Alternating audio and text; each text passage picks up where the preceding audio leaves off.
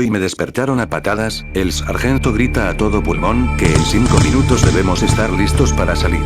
Maldición, se suponía que hoy nos dejarían dormir toda la noche. Son las 12 am. Nos han informado que un pelotón completo no regresó. Pobres idiotas, seguramente se han perdido. Nos enviaron al punto de partida al pie de una montaña, tenemos que subir río arriba, aproximadamente 3 kilómetros y regresar. En 2 días nace mi hijo, estoy contento. A solo 2 días para salir de este mugrero y tener que hacer esto antes de irme, qué fastidio. Caminamos y caminamos, charlamos para perder el tiempo, repentinamente uno de los cabos suelta un grito atroz. Todos reímos, sabemos que es un marica y de todos se asusta. Menuda sorpresa cuando el sargento maldice, eso sí era algo fuera de lo común. Un compañero yacía colgado de los pies, sin ojos ni corazón. Quizás fue capturado por alguna mafia, y para su maldita suerte, vio algo que no debía, además de que ellos suelen colgar a todas sus víctimas. No estaba claro si era mejor regresar o seguir adelante. Se supone que mandan a 2 pelotones después para rectificar los hechos. El sargento ordenó avanzar. Continuamos el camino hasta llegar a un campo despejado. Estúpida idea, no sé si nos condenamos al pasar el cuerpo o al salir del bosque. No caminamos ni 100 metros cuando a lo lejos visualizamos siluetas. Podrían ser nuestros compañeros. Comenzaron a disparar de una manera errática, no parecía que siquiera supieran cómo disparar. Por lo general hacemos disparos de advertencia, para evitar el fuego aliado, pero en esta ocasión no hicieron caso. Lanzamos fuego a discreción, juro que los vi caer. No eran demasiados, pero se reincorporaban rápidamente y corrimos hacia atrás. Corrimos y corrimos, se supone que el bosque no estaba lejos. Comenzó a llover, miré hacia mis espaldas y a cada relámpago caído en el campo, significaba que ellos estaban más cerca, parecía que estaban justo detrás nuestro. Tenían un agujero por rostro y algunos carecían de extremidades. Ya no podía correr más, parecía interminable el campo. Caímos en una zanja, solo 3 de nosotros llegamos. Me pregunto qué les sucedió a los demás, ¿los atraparon? ¿Se rindieron? ¿Habrán muerto ya? ¿Terminarían como el primer cuerpo? Nunca lo supe. Caminamos entre la zanja, que pronto se tornó a lo que sería una trinchera, se escuchaban los disparos en la lejanía. No sabía qué hacer, si caminar o regresar. Me di cuenta de los cambios tan bruscos y bizarros en el entorno. Reía. Esto debe ser un sueño, reía como un loco. Un compañero me preguntó qué me sucedía. Hermano, es un sueño. ¿Tuyo o mío? Me desconcertó su pregunta, era estúpido pensar que ambos estuviéramos soñando lo mismo. Bueno, ¿qué importaba? Solo quedaba seguir adelante. De pronto aparecieron soldados apuntando directo a nuestros cuerpos. Nos rendimos. Ya no teníamos más que cargadores vacíos y la moral baja, nos capturaron. Sabía un poco de francés, por eso es que supe que ellos eran franceses. No entendía todo lo que decían, pero al menos pude explicar que no éramos alemanes. Nos interrogaron, algo me dijo que si les contaba lo que pasó, dirían que estoy perdiendo la cabeza. Así que inventé una historia. Nunca más volví a ver a mis compañeros, me mantuvieron preso durante años. Creo que ellos explicaron lo que vieron y lo que sucedió, no lo sé. Al salir libre de prisión, era 24 de agosto de 1924, y la guerra había terminado. No sabía qué había sucedido. Estoy completamente seguro de que no estoy loco, sé que mi vida antes de esto fue real. Para ese entonces tenía 38 años, han pasado 80 desde que viví aquel suceso. Estoy viejo, tengo alrededor de 100 años. Ya no estoy seguro de eso, no tengo ninguna certeza de ello. El día de ayer fui a advertirme a mí mismo de 1916 que no fuera a alistarme. Y ahora entiendo, el viejo que golpeé hace tiempo en la entrada de las instalaciones, era yo. No pude cambiar eso. Pero dentro de poco nacerá mi hijo, espero sobrevivir para conocerlo.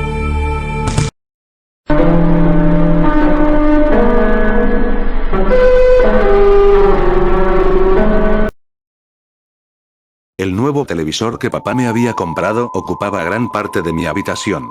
El estante que lo sostenía temblaba cada vez que pasaba cerca de él, como si el aire lo moviera, y a veces daba la impresión de que el peso del televisor le iba a ganar y se iba a caer. Seguro que ese televisor no resistiría una caída como esa.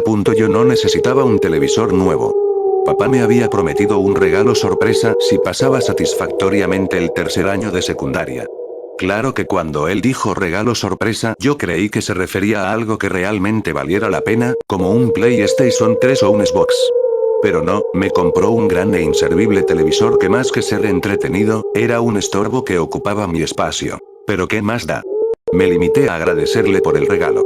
Lo único que pude hacer fue sentarme a mirar mis canales favoritos.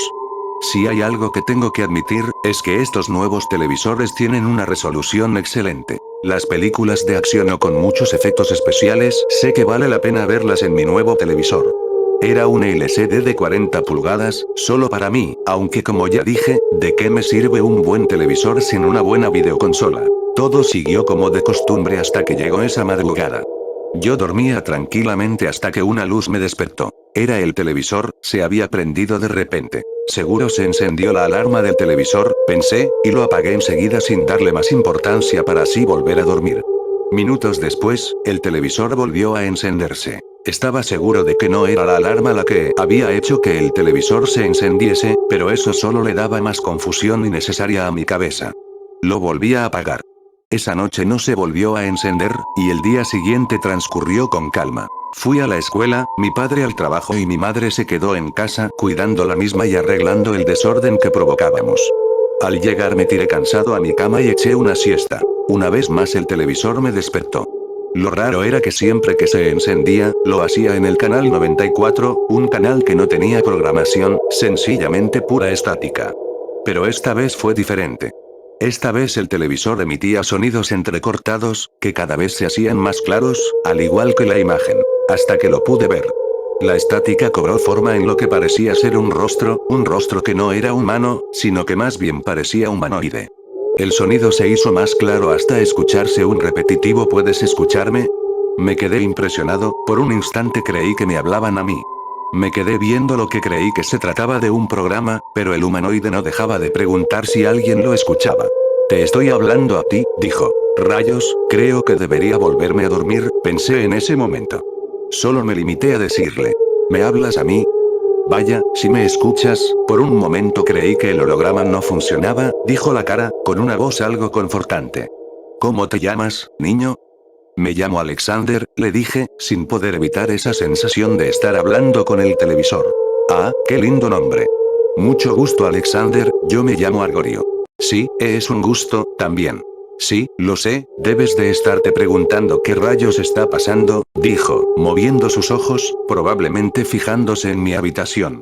No es fácil creer lo que te voy a decir, pero necesito que me prestes mucha atención. En ese momento mi cabeza estaba a punto de estallar. Para empezar, ¿qué era esa cosa? ¿Un alien? ¿Un mutante? ¿Y por qué a mí?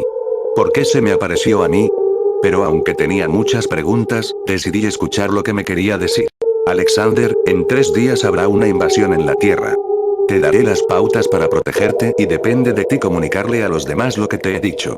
Sintoniza este canal hoy mismo a las 2:32 de la madrugada, y te explicaré todo lo que tienes que hacer. Nos vemos luego. Guardé silencio hasta que mi madre entró a mi habitación casi corriendo. Me pareció escuchar que hablabas con alguien. Todo está bien, ¿verdad? Me dijo ella, preocupada como siempre por lo más mínimo. Sí mamá, todo está bien. Hasta las 2 de la madrugada no había podido dormir. No podía dejar de pensar en las ridiculeces que me había dicho Argorio. No fue necesario que prendiera la televisión, ya que pocos minutos antes de las 2:32 am se había prendido por su cuenta en el canal 94, y ahí estaba él, otra vez. Me pareció una mejor idea aparecer antes, para despertarte por si te habías quedado dormido. Sí, pero estoy despierto. Alexander, esto tal vez sea mucho para ti, pero confía en mí, haz lo que te digo y verás que nada pasará. Argorio realmente parecía alguien en quien podía confiar, por lo que me sentí seguro de escuchar y hacerle caso a sus palabras. Primero que nada será mejor que te explique quién soy. El humanoide comenzó a hablar en voz baja, dado que estábamos a altas horas de la noche y mis padres podrían escucharnos desde su habitación. En 3 días tu planeta será invadido por entidades desconocidas. No te puedo dar mucha información, solo sé que una de sus transmisiones se entrelazó con una de las nuestras y así pude escuchar su plan de invasión a la Tierra. Ahora bien, yo soy de una raza superior a la tuya y a la de las entidades, pero debido a mi lejanía no puedo ir a ayudarles, pero sé cómo repeler a esos entes, solo debes hacer lo que te diga. Escuché con papel en mano a lo que tenía que decir, cada vez con más suspenso en mi rostro y a la vez con algo de excitación. Pega en la puerta de tu casa o tu habitación, dependiendo de en dónde te escondas, este dibujo. Enseguida el rostro desapareció y dejó ver un símbolo de lo más raro. Era un triángulo partido a la mitad en diagonal, con una pequeña estrella entre las partes y dos signos, parecidos a la escritura hebrea, en la punta superior. Rápidamente lo dibujé. Bueno, Alexander, eso es todo, haz lo que te digo y dile a la gente que más te importa que lo haga también. Al poner este símbolo ellos no podrán entrar a tu habitación o a tu casa. Corre la voz, Alexander, de ti depende que esos entes se vayan por donde vinieron. Suerte, nos veremos pronto. Entonces el canal volvió a la estática de siempre, y yo, callado otra vez, pensé en lo extraño que se había vuelto todo esto. Pero sin dudar en hacer lo que dijo Argorio. ¿Nos veremos pronto? ¿Será cierto? Llegó el tercer día, el día de la invasión. Desgraciadamente solo había podido convencer a algunos amigos. Mi familia me creía loco y gran parte de mis amistades habían dejado de hablarme o sencillamente se reían de mí. Pero no me importó. Pegué el símbolo en cada habitación y en la puerta de mi casa, así como también en varias casas, aunque ellos no hayan querido. Ya era mediodía del tercer día y no había señales de alguna invasión o algún avistamiento extraño. Pasaban las horas y empezaba a creer que todo era una estúpida farsa. Tanta fue la espera, que ya siendo las 5:40 de la tarde decidí echar una siesta, revisando antes ver el canal 94, sin éxito alguno. Dormí plácidamente por lo que creí que había sido una noche entera, pero otra vez mi sueño fue interrumpido, algo típico durante esta semana.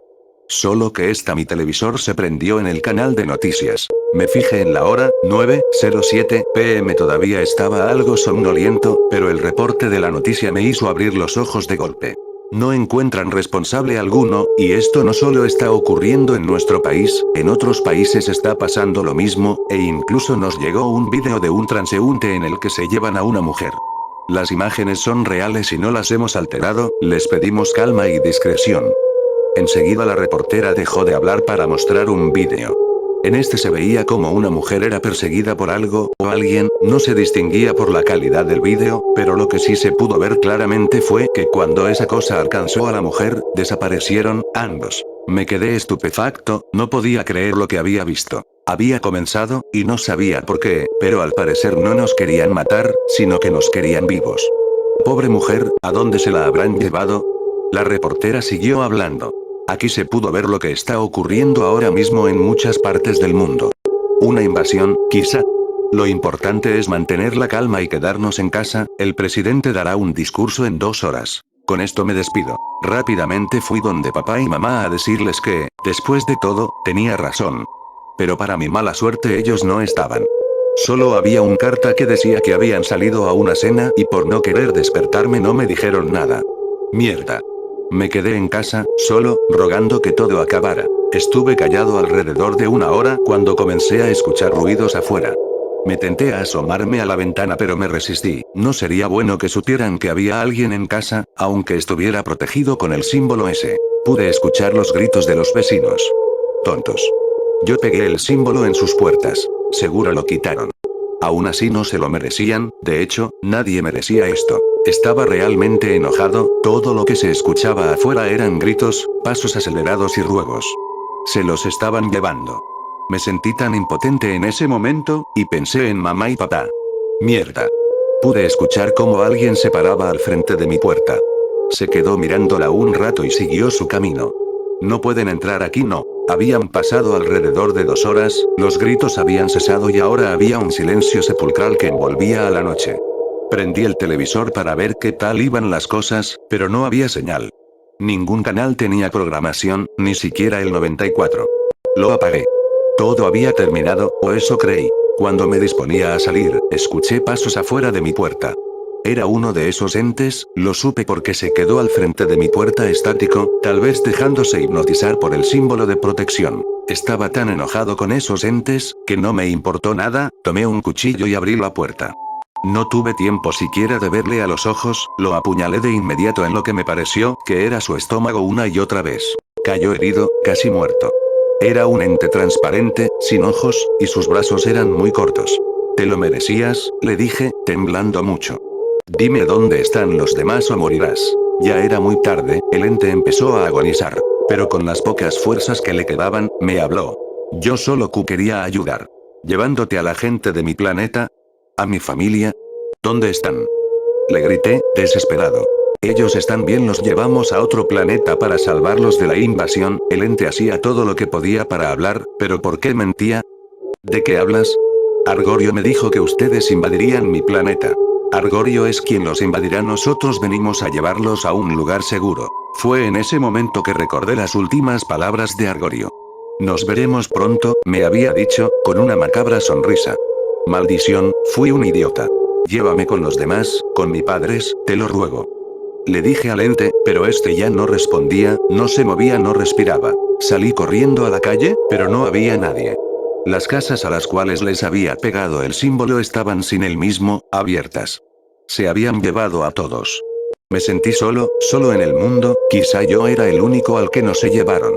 Tomé un bate de béisbol, el favorito de papá, tomé el caso de bicicleta que tenía y guardé varios cuchillos en mi pantalón. Subí al techo de mi casa. Me quedé mirando al cielo, esperando a que volvieran por mí. Me mentiste, dije, sabiendo que en cualquier momento vendría Argorio.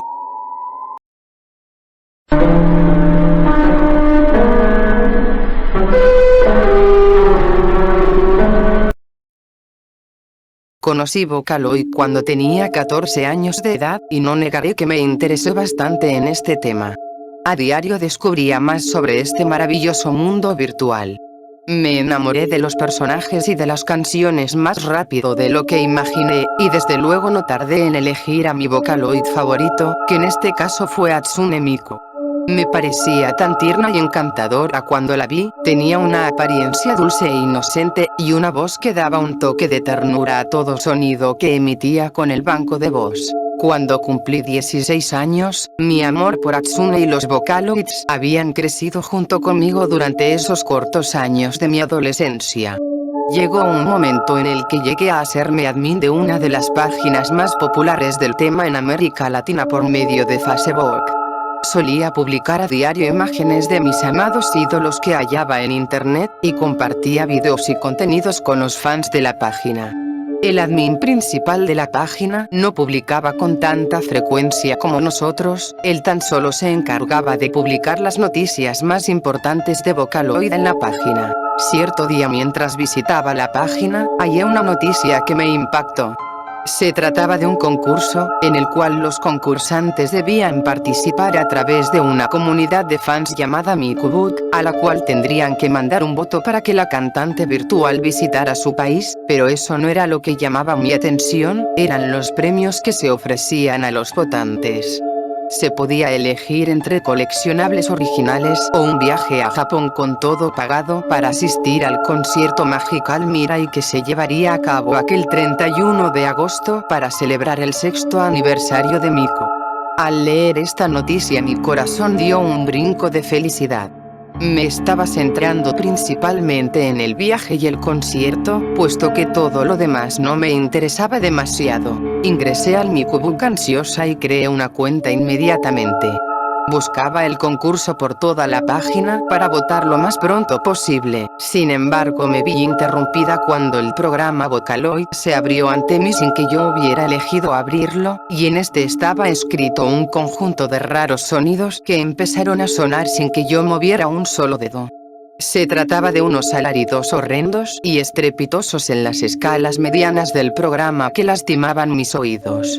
La voz de Miku sonaba un tanto ronca, era un sonido verdaderamente desagradable. Cerré el programa apresurada, pues no le di ninguna importancia, estaba más ocupada buscando el concurso. Cuando por fin lo encontré, me dispuse a votar, dar una pequeña explicación de por qué amaba Vocaloid, y a elegir el premio que quería si es que ganaba. Estaba a punto de mandar mi voto, pero en ese instante el programa abrió nuevamente, y esos irritantes chillidos volvieron a ensordecerme. Quise cerrar el programa otra vez, pero este no respondía.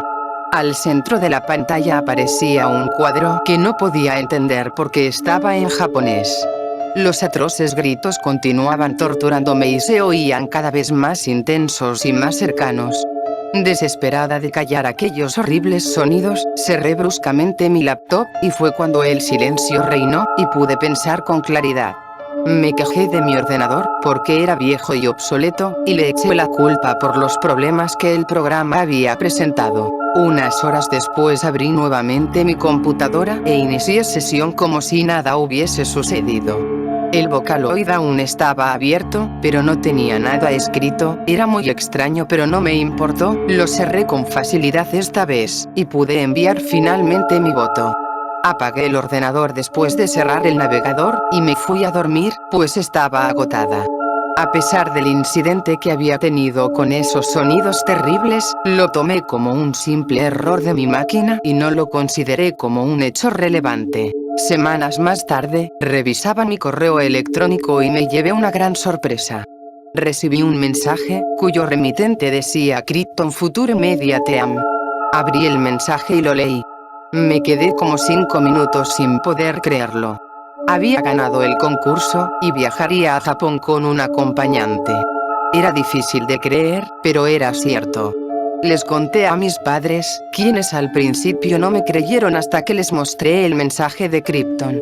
Con mucha emoción decidimos que mi padre sería quien me acompañaría a la Tierra del Sol naciente para cumplir mi sueño de contemplar un fantástico concierto. 2 semanas después, me encontraba en el aeropuerto de mi ciudad, esperando al próximo vuelo para ir a Santa Cruz. De ahí viajaría a Brasil y una vez allí tomaría un vuelo a Japón.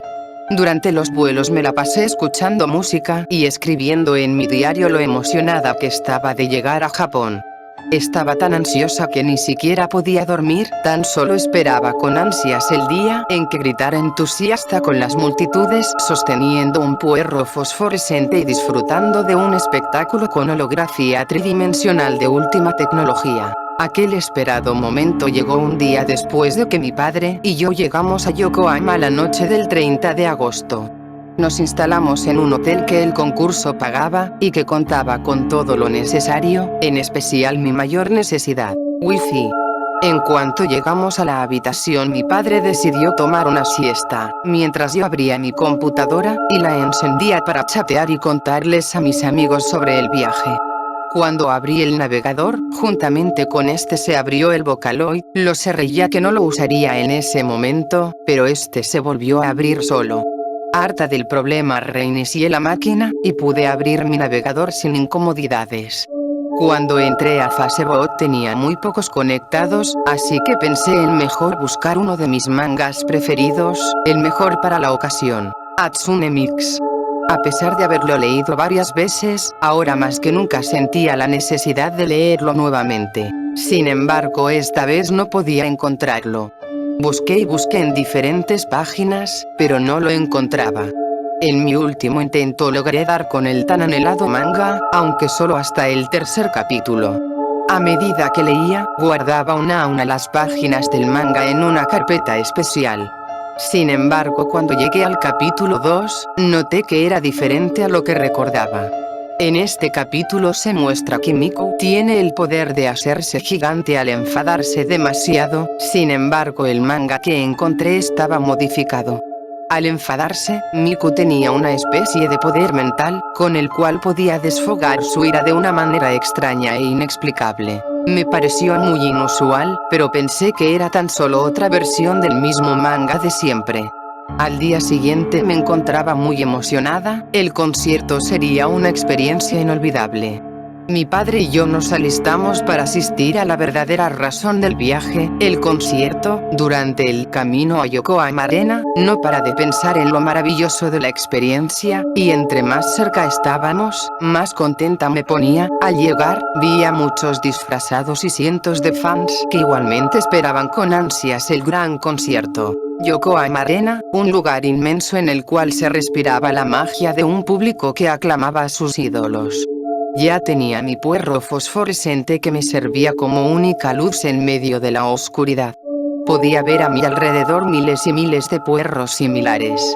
Tenía miedo de perderme entre esas grandes multitudes, por lo que me agarré fuerte de su mano, ya que si me perdía me sería muy difícil hablar con el resto del público.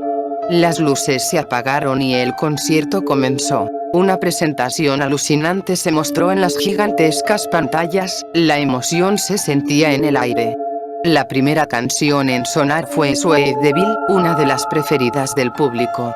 Todos gritaban y movían los puerros con gran emoción tanto por la bella música como por el increíble espectáculo.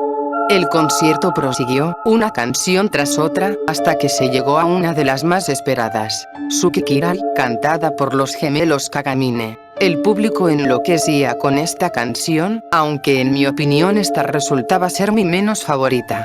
Al término de este tema, apareció Miko, justo por detrás de los gemelos, cantando Shake It. Otro de los temas nuevos que era un verdadero éxito.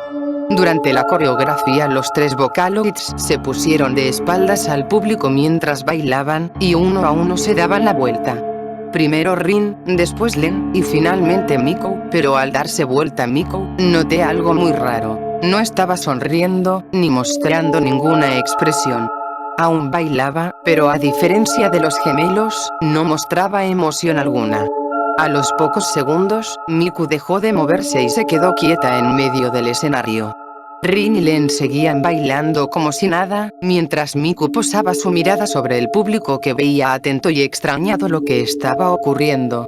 Según se oía, se trataba de un simple problema técnico, un error con el holograma, nada que no pudiera solucionarse rápido. La canción terminó y Miku aún estaba tiesa y seria. Repentinamente una de las inmensas pantallas se desprendió del soporte y cayó sobre el escenario, ocasionando un terrible accidente. El concierto debía suspenderse lo antes posible, por lo que se intentó apagar todos los equipos tanto de sonido como de proyección. Aun cuando solo los murmullos y el llanto de la gente eran el único sonido perceptible. Un ruido atroz y ensordecedor hizo gritar a todos de temor. El holograma ni siquiera movió los labios, pero unos alaridos atroces provenían de los parlantes, aunque estos ya estuviesen apagados y desconectados. No tardé en reconocerlos, eran los mismos gritos horribles que sonaron en mi ordenador al abrirse el programa. Siempre consideré que la voz de Miku era muy dulce, pero en esta ocasión era un sonido demoledor. Cubrirse los oídos era inútil, pues la voz sonaba tan fuerte, tan aguda, tan penetrante que incluso llegaba a lastimar literalmente los tímpanos. Las luces que estaban sobre el escenario y los cables empezaron a chisporrotear mientras la segunda pantalla caía sobre una parte del público y el terrible sonido no paraba y al contrario parecía hacerse más fuerte. La gente, ya entrada en la desesperación, no esperó más e intentó buscar una salida en aquel enorme lugar. Mi padre me tomó de la mano con fuerza mientras seguía apresurado a las multitudes, fui con él, pero antes volteé a mirar, y vi que el holograma aún estaba ahí, sin moverse, sin mostrar vida, pero mirando con atención todo lo que sucedía a su alrededor. La gente que se hacinaba a las puertas de Yokohama Arena y gritaba por sus vidas, solo logró empeorar la situación, pues muchos cayeron y murieron pisoteados o aplastados en la multitud. El olor a cable quemado era torturador y asfixiante, mientras aún volaban chispas del equipo averiado por doquier, hasta que éstas provocaron un incendio en el escenario, el cual se expandía amenazando con acabar a los sobrevivientes. Todos terminamos como presas del pánico en ese instante, y aunque había quienes intentaban abrir la puerta por fuera, no lo conseguían. Finalmente empezaron a destruir las paredes mientras todo era consumido por el fuego, excepto la pantalla de proyección. Miku, que en aquel instante dejó de ser a mi parecer una proyección tridimensional, era la espectadora de este terrible suceso, viendo cómo sus fans morían, mientras su voz no paraba de resonar. Mi padre y yo logramos salir vivos con un pequeño grupo de gente, aunque muy lastimados. La policía, la Cruz Roja, los bomberos, todos esperaban y atendían afuera de la enorme estructura en llamas.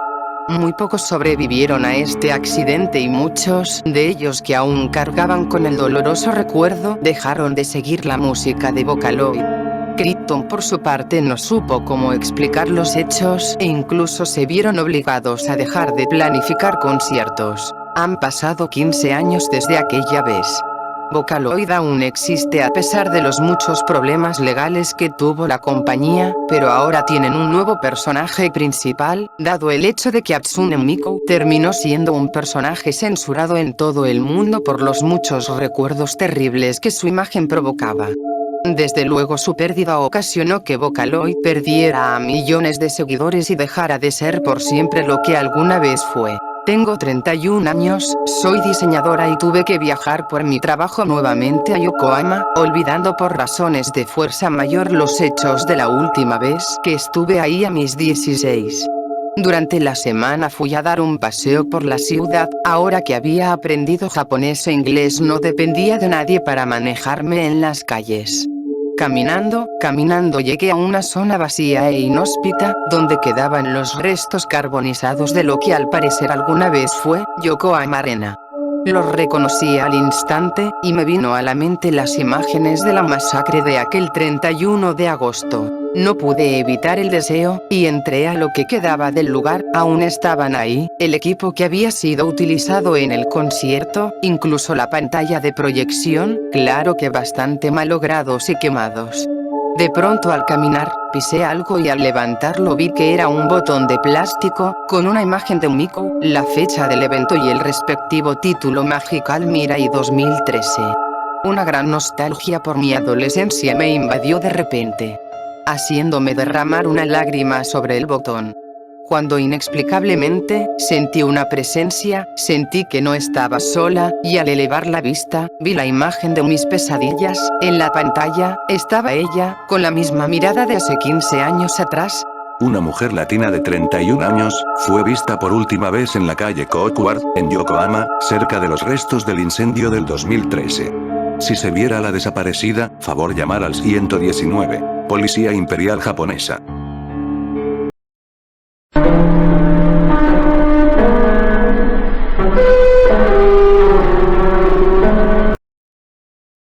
De acuerdo a la mayoría de las fuentes, esta caricatura no tiene nada de especial. Simplemente es un vídeo continuo de Mickey caminando a través de 6 edificios, por unos 2 o 4 minutos antes de oscurecerse y terminar con la animación. A diferencia de las musiquitas alegres de siempre, la canción de esta caricatura no era una canción para nada. Simplemente era como si golpearan un piano por minuto y medio antes de que se convirtiera en ruido blanco, nieve, por el resto del film. Y este no era el alegre y viejo Mickey que amábamos tampoco. Mickey no estaba bailando, ni siquiera sonriendo. Simplemente caminando, como si tú o yo estuviéramos caminando, con una expresión facial decaída, pero por alguna razón, su cara estaba girada hacia la izquierda, como teniendo una mirada sombría. Hasta hace 1 o 2 años todos creían que después de que se oscurecía la escena, terminaba la caricatura. Pero cuando Leonard Maltin la estaba revisando para ponerla como un bonus en el DVD, decidió que esto era simplemente basura. Sin embargo, quería tener una copia digital por el simple hecho de ser una obra de Walsh. Cuando digitalizó la caricatura en su computadora, se dio cuenta de algo. La caricatura duraba 9 minutos y 4 segundos. Esto es lo que me dijo mi fuente por email, es un asistente personal de uno de los más altos ejecutivos de Disney y es conocido del mismísimo señor Maltin. Después de desvanecerse en negro, se queda así hasta el minuto 6. Después regresa a Mickey caminando. El sonido era diferente esta vez. Era como un murmullo. No era una lengua, sino más bien como un grito gutural. Mientras el ruido se hace más indistinguible y fuerte en el siguiente minuto, la imagen se empieza a descomponer. La banqueta empieza a ir en direcciones que parecen imposibles basándonos en el caminado de Mickey. La sombría cara del ratón, lentamente se convierte en una sombría sonrisa. En el minuto 7, los murmullos se convierten en gritos cualquier mujeres escalofriantes, de esos que te duelen solo al escucharlos, y la imagen se pone más oscura, con colores que no eran posibles en esa época. La cara de Mickey, entonces, comenzaba a derrumbarse. Sus ojos rodaban hacia el fondo de su barbilla, como 2 canicas en una pecera, y su extraña sonrisa apuntaba hacia arriba, al lado izquierdo de su cara. Los edificios se convertían en escombros flotando en el aire, y la acera seguía en direcciones imposibles, navegando en direcciones extrañas. El señor Maltin quedó perturbado y dejó la habitación, enviando a un empleado para que terminara de ver el vídeo y tomara notas de todo lo que pasaba hasta el último segundo, y para que después guardara el disco de la caricatura en la caja fuerte.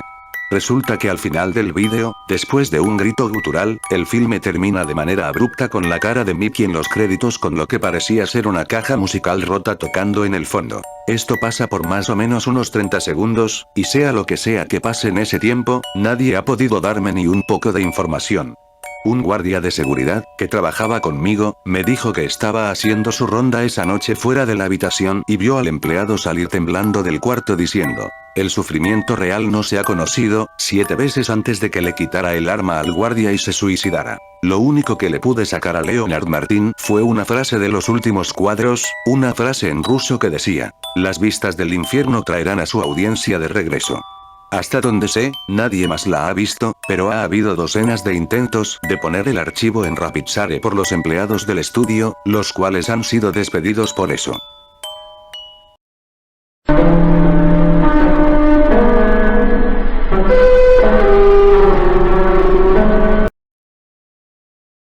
No sé cómo empezó todo, pero sé muy bien que esa criatura viene desde el infierno y no cabe duda que no piensa marcharse. Fue aquel día 30 del mes de abril.